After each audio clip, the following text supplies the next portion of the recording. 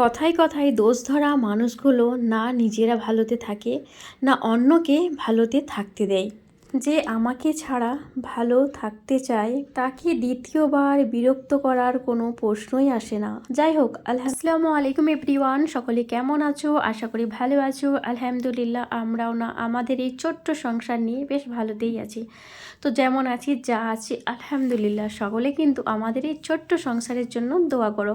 তো আমাদের এখানে তো প্রচণ্ড পরিমাণের বৃষ্টি হচ্ছে, এই কয়েকদিন টানা বৃষ্টি হচ্ছে, থামছেই না। বাপরে বাপ, সেই লেভেলের বৃষ্টি হচ্ছে। যাই হোক, সকালে উঠলাম, উঠে দেখেছো আমার আশেপাশে কাজগুলো সব কিন্তু কমপ্লিট করে নিলাম।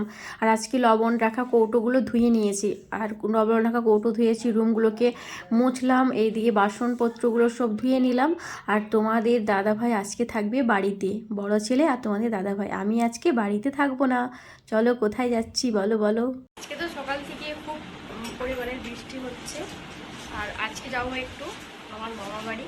তো এখানে রেডি হলাম, ছোটো ছেলে আমি রেডি হয়ে গেছে। আর বৃষ্টিটা খুব জোরে হচ্ছে, সেই লেভেলের বৃষ্টি হচ্ছে, বৃষ্টির জোরে বেরোতে পারছি না। তো যাই হোক, বৃষ্টিটা কমলেই বেরোবো। কী করছো? তো মামাবাড়ি যাব এক বিশেষ কারণে যাব। কেন বলো তো? আমার মামাবাড়িতে আছে অনুষ্ঠান, আমার বোনের হবে এঙ্গেজমেন্ট। তো ওখানে যাওয়ার জন্য রেডি হলাম, বাট এত বৃষ্টি হচ্ছে, এই যে বললাম প্রচণ্ড বৃষ্টি হচ্ছে, কিছু করার নেই, বাড়িতে মধ্যেই বসে আছি এখন। আর বড়বড়টা রেডি হয়ে গেছে, ওরও বলছে আমার দেরি হচ্ছে দোকানে যাওয়ার, কিছু করার নেই। এখন বাজে প্রায় 11টার কাছাকাছি, বাড়িতেই আছি, বৃষ্টি হচ্ছে তো কিচ্ছু করার নেই গো।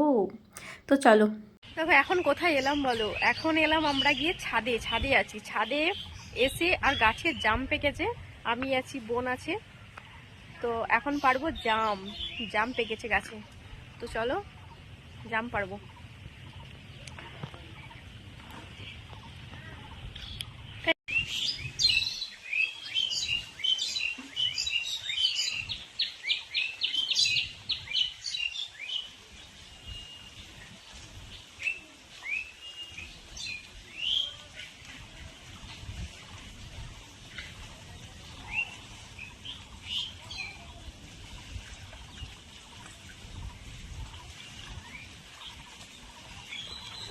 দেখো জাম পারলাম এখন, ছোট সাইজ, বেশি বড় না।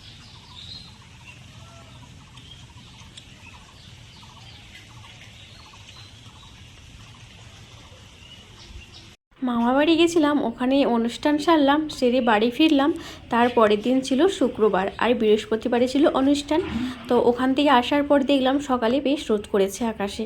তো সকাল করে উঠে গেছি, সেই দিন উঠেছিলাম প্রায় 5:30টার সময়। উঠলাম, উঠে ছাদটাকে পরিষ্কার করে ঝাড়ু দিলাম।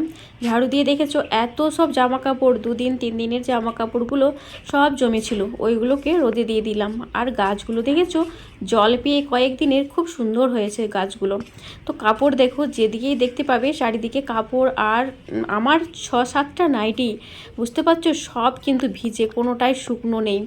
আজকে যদিও বৃষ্টি হতো, আজকে আর পরার মতো নাইটি আমার ছিল না, একবারে ছিল না। তো যাই হোক, এই দিকে সবগুলো রোদে দিলাম। আর মেলার জায়গা নেই, আমার যে নাইটি কটা আছে না, ওইগুলো সব ওই সাইডেই মেলা আছে। এইগুলো শুকোলে তারপর ওইগুলো আবার রোদে দিতে পারবো। আগে এইগুলো একটু শুকিয়ে যাক। আর এই কয়েকদিন তো দেখতে পাচ্ছ টানা বৃষ্টি হলো, প্রচণ্ড প্রচণ্ড বৃষ্টি, বাপরে বাপ, সেই বৃষ্টি হলো। এত বৃষ্টি কি আর করাই যায়? তো চলো, বৃষ্টি যখন হচ্ছে, আল্লাহ যা করে ভালোর জন্যই করে, তাই না? অবস্থা দেখো, চারিদিকে জামা কাপড় আর জামা কাপড়। কয়েকদিন ধরে টানা বৃষ্টি হওয়ার কারণে কাপড়গুলো কিছুতে শুকোচ্ছিল না। তো অবশেষে আজকে একটু মানে বৃষ্টি দিন, আজকে সকাল থেকে দেখছি ওয়েদারটা ভালো, মানে বৃষ্টি হয়নি সকাল দিকে। আর কাপড়গুলোকে রোদে দিলাম। তারপর চারিদিকে দেখো কাপড়গুলো, এইদিকে চারিদিকে ভর্তি কাপড় আর কাপড়। সকাল থেকে আজকে কাপড় জামার শেষ নেই। আজকে দেখো চেয়ার থেকে চারিদিকে ভর্তি হয়ে গেছে জামা কাপড়ে। তো যাই হোক, আর আজকের ওয়েদারটা মানে তেমন ইয়ে নেই, আজকে মনে হচ্ছে হতে পারে একটু রোদ।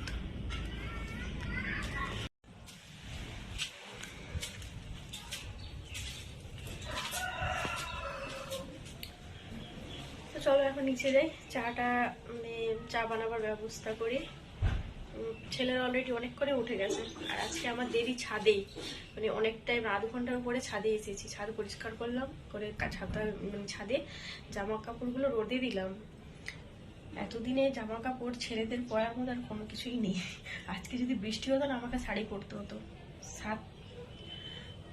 6টা নাইটি আমার, মানে 6টা নাইটি সব ভিজে, কিছু করার নেই। চলো। দেখো, মামা বাড়ি থেকে যে এসেছিলাম না, তো অনেক কিছুই খাবার ওখানে মানে বেশি হয়েছিল। তো বাড়িতে এসে তো কোনো কিছুই রান্না করতে হয়নি, ওইগুলো সব ফ্রিজে রেখে দিয়েছিলাম। মামি অনেক কিছুই খাবার দিয়েছিল, ফল থেকে, মাংস রান্না থেকে, চিকেন থেকে, মানে A to Z, মানে যেগুলো সব ওখানে বেঁচে গেছিলো সবই দিয়েছিল। তো দুপুরে তেমন কোনো কিছু রান্না করিনি, বাট তোমার দাদাভাই তো খাবে না, তো ওর জন্যে একটু সাদা ভাত করেছিলাম আর আলু মাখা করেছিলাম। তো ভাতে আলু দিয়েছিলাম, তো ওর জন্যে দুপুরে ওইগুলাই করেছিলাম। আর এর হচ্ছে দেখছো চিকেন বিরিয়ানি। তো এইগুলো একটু একটু সব গরম করব, গরম করে এখন খেয়ে নেব দুপুরের মতো আপাতত। তো রাত্রে দেখা যাক কী হয়। আর এরকম বৃষ্টি ওয়েদারে, মেঘলা ওয়েদারে তো রাত্রের দিকে হয় পরোটা, না হলে শুকনো রুটি, কোনো কিছু একটা বানিয়ে নেব। তো আর এই যে সব ফ্রিজ থেকে এখন বের করিয়ে রাখছি, কারণ এই ঠান্ডা অবস্থায় তো আর গরম করা যাবে না। এটা একটু নর্মাল হোক, তারপরে কিন্তু গরম করব। তো সব কিছু এখন বের করিয়ে রাখলাম ফ্রিজ থেকে। বড় ছেলে বলছে আম্মা যে আমাকে খিদে লেগেছে, ও খাবে, ছোটো ছেলে আমরাও খাবো। তো সব এগুলোকে আগে গরম করে নিই, তারপরেই কিন্তু খেতে বসবো। তো দেখছো এইদিকে গরম করার জন্য বসালাম, আর ছেলেরাও ওইদিকে ডাইনিংয়ে বসে আছে, আম্মা জি খেতে দাও।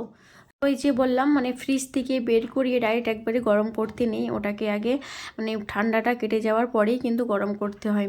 তো যাই হোক, দুপুরের লাঞ্চ সারলাম, সারার পর দেখছি একটু ফুচকা খেতে ইচ্ছে করছিল। তো বড় ছেলেকে বললাম বাবু যাতে একটু আমাকে ফুচকা নিয়ে এসে দিত। তো এই যে ফুচকা নিয়ে এসেছে, আর ও খাবে বলছে ঘুগনি। তো ওর জন্য একটাতে নিয়েছে ঘুগনি, আর আমার জন্য নিয়েছে ফুচকা। তো আমি হচ্ছি ফুচকা মানে অনেকই খেতে ভালো লাগে, ফুচকার কথা শুনলেই জিভের জল এসে যায়। তো যাই হোক, মেয়েদের ফুচকাটা হচ্ছে ফেভারিট, তাই না? তো দেখো ফুচকা নিয়ে চলে এসেছে এইদিকে, আর ছেলে খাবে এখন ঘুগনি। তো যাই হোক, চলো ফুচকাটাকে এখন বের করিয়ে নিই। আর বিছানা এখনও ওঠানো হয়নি, কারণ একটু ঘুমিয়েছিলাম, ঘুমিয়ে উঠিয়ে তারপরে সব কাজগুলো বাড়ির সারলাম। সারার পর দেখছি ফুচকা নিয়ে চলে এসেছে ছেলে। তো ভাবলাম যে রুমগুলো পরিষ্কার পরেও করা যায়, কিন্তু এই যে ফুচকাগুলো রাখার ইচ্ছে করছে না, আগে খেয়ে নিই, তারপরেই কিন্তু কাজ সব করব। তো যাই হোক, আজকের মতো ভিডিও এখান পর্যন্তই। আল্লাহ হাফিজ।